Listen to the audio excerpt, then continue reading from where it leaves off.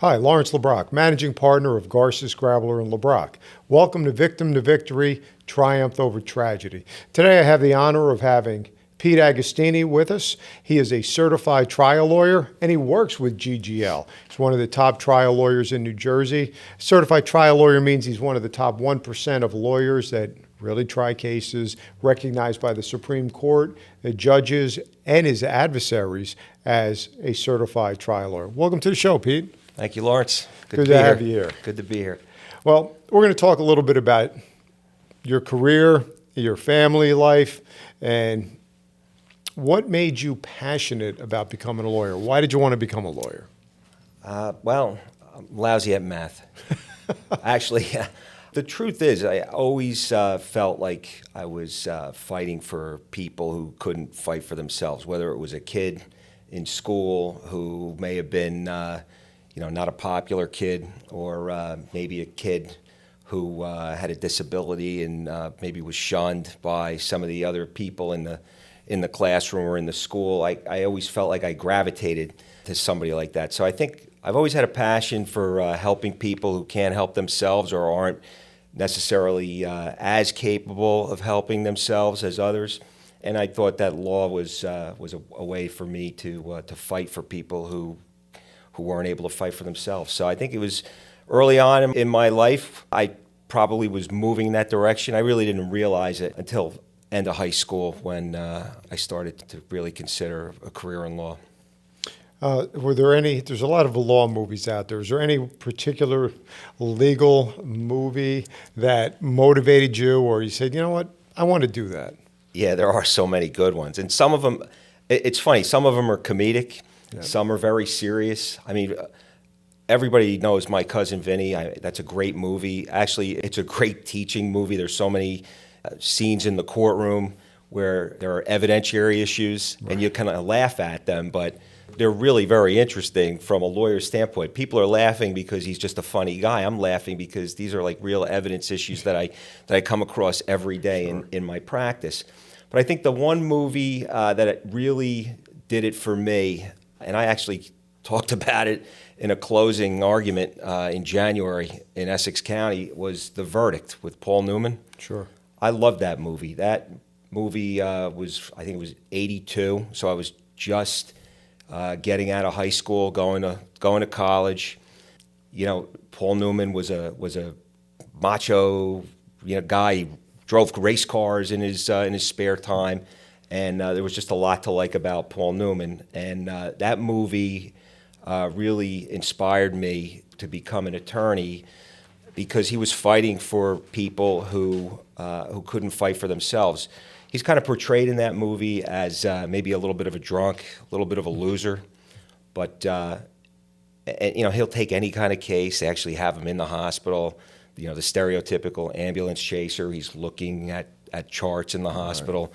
To try to see if there's a case. But these people come to him with this case. Nobody else really wants the case. It's a case against the Archdiocese of Boston. And he takes the case, and as he's immersing himself in the cause that he's fighting for, he's actually becoming, he's sobering up. He's becoming a little more serious, and I just thought that was really a noble way to spend my work life. So you're involved. I know you're a big hockey fan, and you still play hockey. Yeah. Tell me a little bit about hockey, some of the life lessons you've learned through sports and coaching other kids. Yeah, I love hockey. That's my hour and a half of not thinking about anything but what I'm doing on the ice. There's no work. That's the only time I'm turned off from work, but I'm turned off from everything at that point. I pretty much learned to play myself. I was always a baseball player in school, in high school, and we didn't have a hockey team because I didn't go to one of the wealthier high school, sure, districts, so I taught myself, and I just always enjoyed it. It was always fun. What I learned is it's a total team game. I'm a goalie. I'm only as good as the people who are in front of me. Right. And I always thought that was, that's the way I played. If I had good people in front of me, I did well, and credit to them. If I have good people on my legal team, we do well. Credit to our team. So it really taught me that. I think I carried that into I still coach, like you said, adaptive sports, Yeah. which is rewarding in and of itself. What is an adaptive sport? Yeah, so adaptive sports, it's sports for people who can't participate in the sport in the traditional sense because of a different ability. You could call it a disability, but we look at it as a different ability. So I've been an adaptive sports coach for baseball, for soccer. I still actually do the Little League baseball. We have a group called Morris County Challenger Little League, which is an actual Little League chartered organization. And I've been coaching there for about 25 years, I guess. It's been a while. I have two sons who are disabled, and I've got involved when my first son was about 5, 6 years old. My mother actually found it in the newspaper, and she said, maybe this is something that, Matthew would like. So I took him, and I just completely fell in love with the whole thing. It's been a passion. I work with other adult coaches, mentors. What we do is we have our group of kids, different abilities. I have kids who are on the spectrum, kids in wheelchairs. We have kids who use walkers. Sometimes they're there more for the camaraderie and the hot dog after the game than the game itself, and it's just a really feel-good type of an organization. We will go from one little league complex to another throughout Morris County, and the kids in the little league organizations for the particular municipality that we're in will serve as buddies or mentors to the kids with the differing abilities, and it's a really good time. No, as you said, Pete, what always amazed me about you, and I've known you for a few years now, is you always have an upbeat attitude. You're always very positive. How do you keep such an upbeat attitude with the challenges of raising disabled children? Yeah, I appreciate that. Thank you. I don't know. I mean, I think when I first, found out about my older son having a disability, I think it rocks your world. It's your path that you think you're gonna take. I'm gonna be a lawyer. I'm gonna do this. I'm gonna do that. It sort of takes a turn, and I always thought my dad was very supportive of me as a father, as a grandparent, as just a guy I could talk to. And I think he always instilled in me I could do whatever I wanted to do. And I think he basically was telling me the same thing. You can do this. It's not a problem. And again, I kind of looked at it as almost maybe this is my destiny, because when I was in school, I always was, I don't know, gravitated to maybe the kid who couldn't really fend for himself or needed a little bit of assistance. So I said, "Oh, this is my path, and great, I'll roll with it." I see a lot of positives. I always joke with my sons; they don't drive, Right. so I said, "I'll never have to worry about bailing you out of the police department for doing something bad with the car." Yep. So there's just different ways of looking at it, and I think lucky for me that they've been really good, really great people to have in my life. I can't imagine it being any different. They're just they're good kids, and that's. I'm not driving in a Ferrari. I'm maybe driving in a station wagon from time to time, but I'm going to get to the end of the destination one way or another. All right. So how old are your boys now? So Matthew is 28, and as you know, he's a Rutgers guy. Yeah. He's getting his degree from Rutgers Newark in psychology, which I'm super proud of him. He's a really bright kid. And Christian's 22, and he's very bright as well, and he's got a really good personality, and he's County College of Morris. He's not sure what he's going to do. And what does your son want to do with the, you said psychology degree, right? Yeah. I have a nephew who's very bright. He went to a college in New Jersey, and he got his master's in an abbreviated period of time at the program they have there, and he's actually counseling people. I think Matthew would like to do that.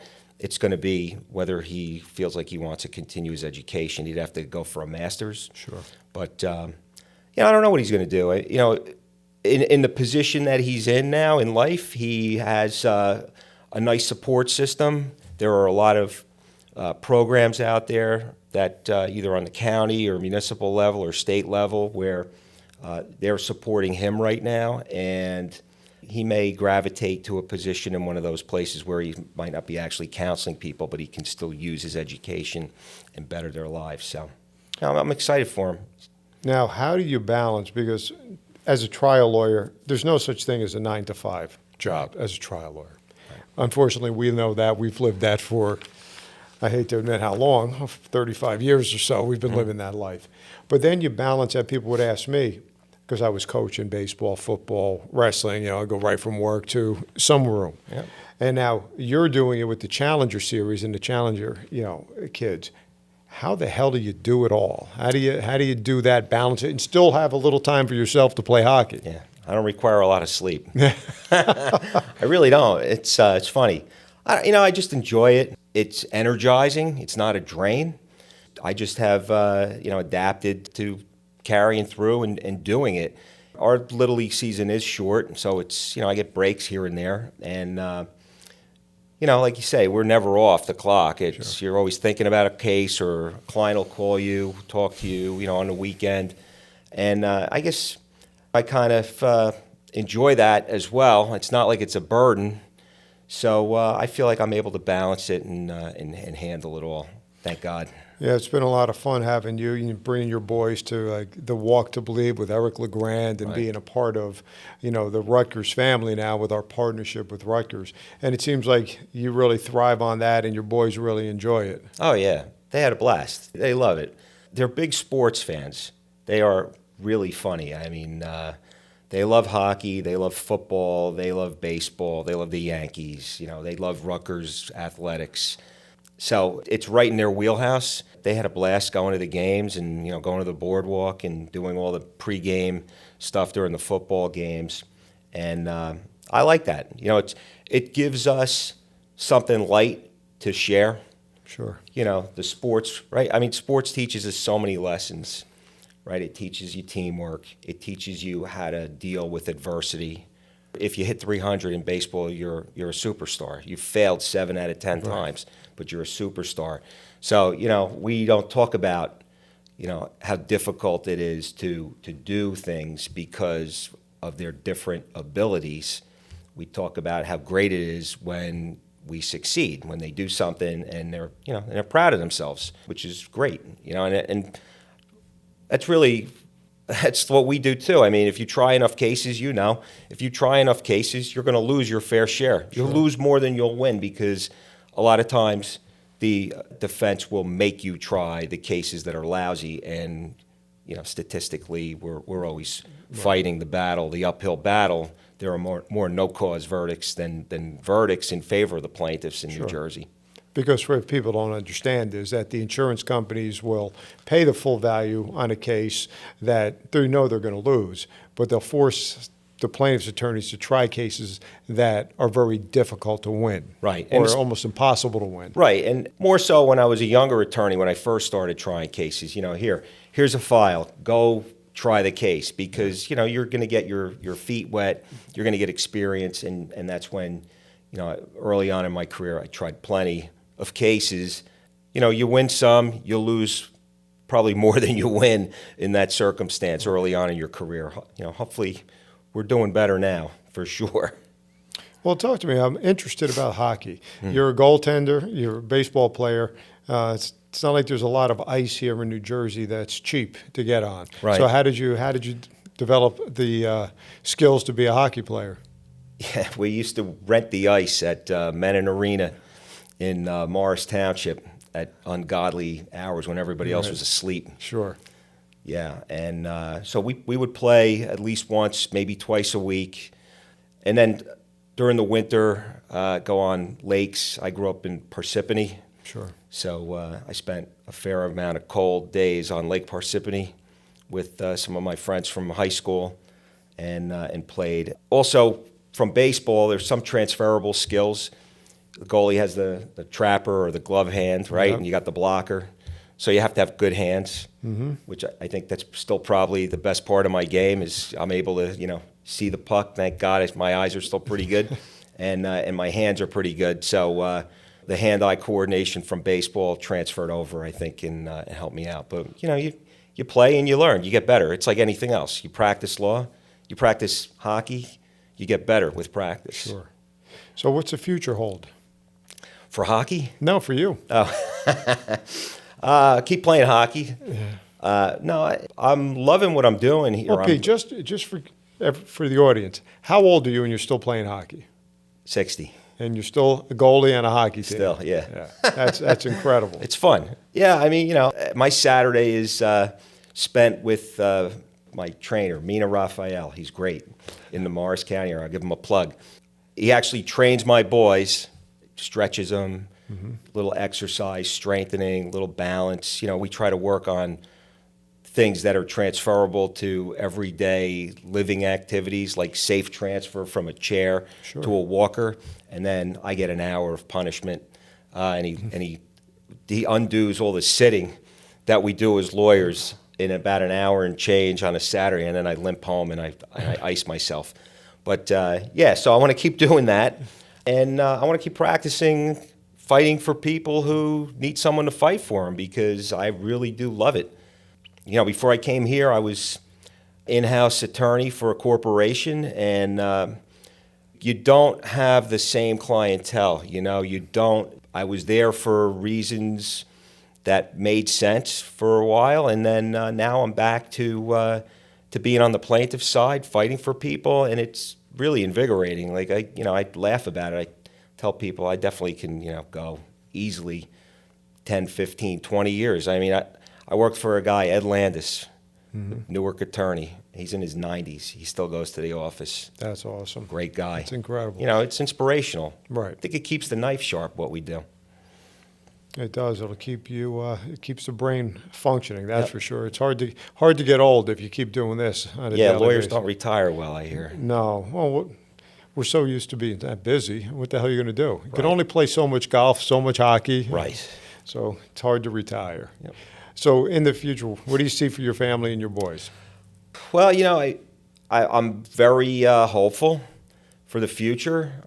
That's my disposition generally. But there's some research taking place in Los Angeles at UCLA. There's a lab that actually is doing studies on mice right now, gene delivery type treatment. We're hoping that we're going to see some good results, and that there's going to be a way for them to get back on their feet and be independent and live the best lives they could live. So I'm very hopeful. That's great. And then Pete, you work out of the office in Newark, Yep. right outside the Prudential Center. Do you get a chance to go to hockey games? I do. We have great seats. Awesome. Enjoy it. Sometimes we have a restaurant downstairs from our office, as you know, and every once in a while I'll run into like Tom Fitzgerald, the general manager, and I'm always trying to lobby him to get in the employee game. So I have I joke around with him. I'm like, when are you going to call me? You got to give me a day's notice. I have to bring my gear. And so I like it. It's fun, especially now with the playoffs. Sure. Hopefully, they'll go a little farther, and it brings a lot of life to the area. Newark sometimes gets a bad rap, but it's got a lot of life in it, and it's fun to go to work there. You just spoke about a lot of life lessons without telling people about life lessons and how to overcome adversity and make the best of a challenge. If you could look at some of the young people today, what would be some great advice you could give them? Do what you like to do. Be passionate about what you want to do. Don't go into something because you think it's going to make you the most money, it's going to get you the most success right off the bat. It's very rewarding for me particularly to be doing this kind of work, representing injured people, I feel like it's energizing. And I think that if you get into something, you're going to be working many hours, many years for the rest of your life. So I always tell people, I always ask them, what do you like to do? Right.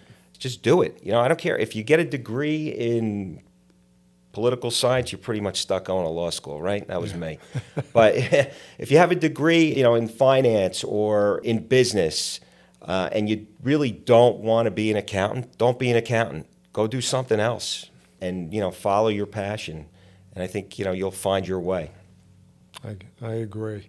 You follow your passion, you're always going to be successful because you're going to love what you do and you're going to strive to be the best. Yeah. And if you hate what you do every day, it's going to be a miserable, long life. Yeah, it's tough. Yeah. That's great advice, Pete. Thanks for being on the show. Thanks, Lawrence. Appreciate you having me.